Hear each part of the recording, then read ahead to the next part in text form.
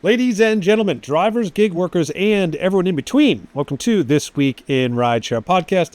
I'm your host, Jared Hoffa. It is Wednesday, July 8th, and this week, Illinois puts the brakes on e-bikes and what that means for both drivers, couriers, and everyone in between. As always, Legal Rideshare breaks it down.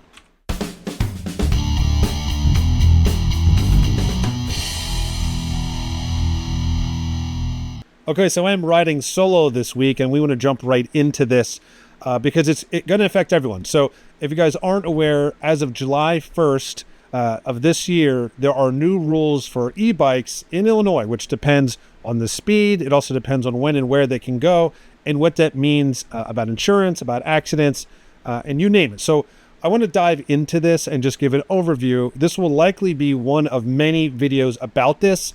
This is sort of an intro to what is happening in Illinois with e-bikes. And then eventually we're going to bring on Brian and discuss it into more detail from his perspective, because he's going to have a whole bunch more information to explain about the insurance policies and what this means for accidents. But today I really just wanted to highlight what is happening and overall what this means for everyone. So if we start at the top here, the bill was the Senate Bill 3484, and it was actually spearheaded by the Secretary of State's office, which pretty much completely rewrites how electric mobility is regulated. And these first wave of rules took effect, like I said, July 1st. And really the major change comes into effect January 1st, 2027. To put it in the simplest terms possible, basically anything over 28 miles per hour on an e-bike is no longer even considered a bike at all. And so they explain this. So typically in the past, e-bikes fell under three standard classes. There's class 1, 2, and 3, which sort of capped out motor assistance at around 28 miles per hour. However, under the new law, any electric two-wheel device that exceeds 28 miles per hour or has a motor between 750 watts and 8,000 watts is legally stripped of its bicycle status. So now they're going to be breaking up into this new class, and this is what this looks like. So these new devices are called, our new clarification is called motor-driven cycles. Now here's a requirement if you have a motor-driven cycle, which means you have a e-bike that's over 28 miles per hour or has the large wattage. You will need a valid Illinois driver's license. You will need a state registration and title with a valid VIN starting January 1st, mandatory auto liability insurance, in strict compliance with Illinois' DUI laws. So obviously, this is going to have major implications for delivery drivers and what they can do, who can even operate as a delivery driver if you fall in these categories. Well, guess what? Illinois is ready to answer that, and they have more restrictions. So here we go. First off, delivery couriers. So, if you work for DoorDash, Uber Eats, Grubhub, they're facing severe operating restrictions under this new bill. First off, the sidewalk and bike lane. So if you are greater than 28 miles per hour, you are completely banned from Chicago sidewalks, public bike lanes, and multi-use trails like the lakefront trail. So if you were using that to get from point A to point B faster on the lakefront for deliveries, that's done. And I guarantee they're going to be waiting and they're going to enforce it, because it's definitely ticket heaven out there for anyone doing this. There's now an age cutoff. So the drivers must be at least 16 years old to operate these devices. And there's the new thing they call the speedometer rule. So all high-speed e-bikes must be equipped with a functional speedometer to prove compliance.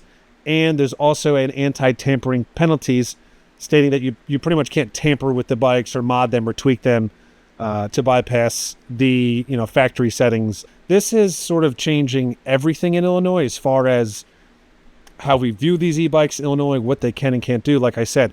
So if you shift over now to the personal injury and liability, they're calling it pretty much a massive win for the victims. So in the past, if a e-bike hit a pedestrian, there really was lack of insurance because the e-bikes don't have insurance. And so often, victims would be left with massive medical bills. It's sort of just what it was because it wasn't required. But now the new law, as it says, has critical legal levers. The first one is you can now go after someone for clear proof of negligence. So if an e-bike courier hits someone over 28 miles an hour and they don't have a driver's license, registration, or mandatory insurance, or if they were riding on the sidewalk, that statutory violation serves as a direct, powerful evidence of negligence in a civil claim. So right off the top, you have a lot to stand on if you're a pedestrian, or even if you're an Uber driver getting out of your car and get hit by someone that's violating these new Illinois laws. There's instantly you can look for clear proof of negligence. That's part one. Part two is that there's actually access to insurance payouts like there would be if you're in a motor vehicle accident with another car. And so by forcing, high-speed micromobility into a motor vehicle category, insurers will be required to offer liability products for these units. So this provides a very tangible insurance policy which to target recovery, which includes things like TBIs and broken bones, which are honestly pretty common in these sort of accidents when an e-bike hits a pedestrian. Even lost wages for drivers whose vehicles were taken off the road by reckless couriers. So again, this is really focused on, think about it as an Uber or Lyft driver. If you're on the clock and you get hit by an e-bike that's considered this new class, and you can't work because your car's damaged and Uber takes it offline until you get it fixed, you can go after lost wages. And so this was never a thing before. If it happened, it was really unfortunate. You had to, hopefully you had a good deductible and you had to pay it out of pocket. So it's changing the game as far as really not just restrictions, but the penalties for people who are operating these faster e-bikes, which again are now being called basically motor vehicles. So it's a totally different way to classify them. You can actually sue the retailers. They call it the consumer fraud hook. So the bill makes it an explicit violation of the Illinois Consumer Fraud Act for a shop, distributor, or manufacturer to market an overpowered e-bike without clearly warning the buyer that it requires registration, titling, and insurance. And violations can carry up to $10,000 in fines per device. So like, for instance, if an e-bike was bought from like a side dealer and they unlock the bike, right? They increase the speed. It should only go 12 miles an hour. It goes 30 miles an hour. They, first off, they're tampering with it. But second off, if they don't tell you the requirements you need to ride that bike, they're on the hook for it if something happens. So again, it's just more protections for the other side and for people who are often the victims of these accidents. Now, let's talk about what if, you're a delivery courier and you have an e-bike, but it goes under 28 miles per hour. Well, those are different rules, and Illinois is breaking that down as well. So let's say you're a traditional, e-bike rider, or your delivery, your courier, and you get hit and you are on a vehicle that goes under 28 miles per hour. So what happens in that case, that's the standard class 1, 2, or 3 e-bike that used to exist. And if it's capped under 28 miles per hour and the motor is small enough, they are treated as a vulnerable road user / bicyclist. So they can, in terms of insurance, they can immediately pursue the at-fault driver's standard, liability, pain and suffering, and property damage. This is what exists now. The overlapping policy wins. So if the at-fault driver is an active Uber or Lyft vehicle or a commercial delivery driver, the rider can tap into those corporate third-party liability policies. So again, if you're an Uber driver, you're online, you're at fault for the accident. This is an e-bike that goes under 28 miles per hour. They can go after that policy and are looked at more as overwhelmingly, regardless, they're overwhelmingly looked at as the victim, not someone that could technically really be at fault and much harder to fight. However, if it's greater than 28 miles per hour, so again, we're shifting now to the new law, things are a little different. So if it's an e-bike rider that gets hit and that bike is over 28 miles per hour or it has the larger engine, it even says this is where the new law introduces dangerous complications if the rider is using a high-powered or modified delivery bike.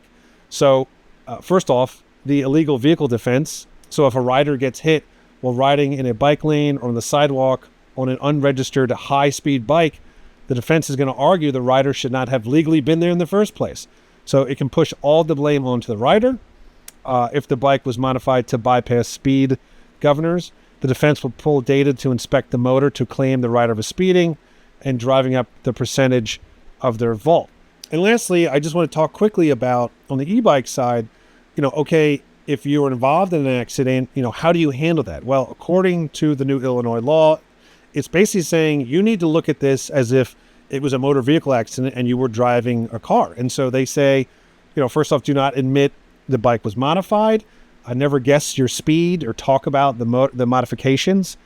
Document the bike and the settings. Take clear photos of the bike screen, the markings, the factory serial number to prove that you have not tweaked and modified anything. Make sure to preserve any of the delivery app data. So if you're a delivery rider and you're doing completing for DoorDash or Uber Eats, make sure you save that data. So it is saying from now on, if you're an e-bike rider in that new category, any sort of issue that happens regarding an accident, you need to treat that as if you were driving a car. Because as I'm pointing out here, it's no longer kind to e-bike riders at this speed. You are considered a car. And that's how you should look at it, and that's how you should treat it. So that is the story today. We're going to cover more of this in the following weeks, and I'm sure Brian will have plenty to say on it. And I'd love to hear your thoughts and opinions, what everyone thinks about it.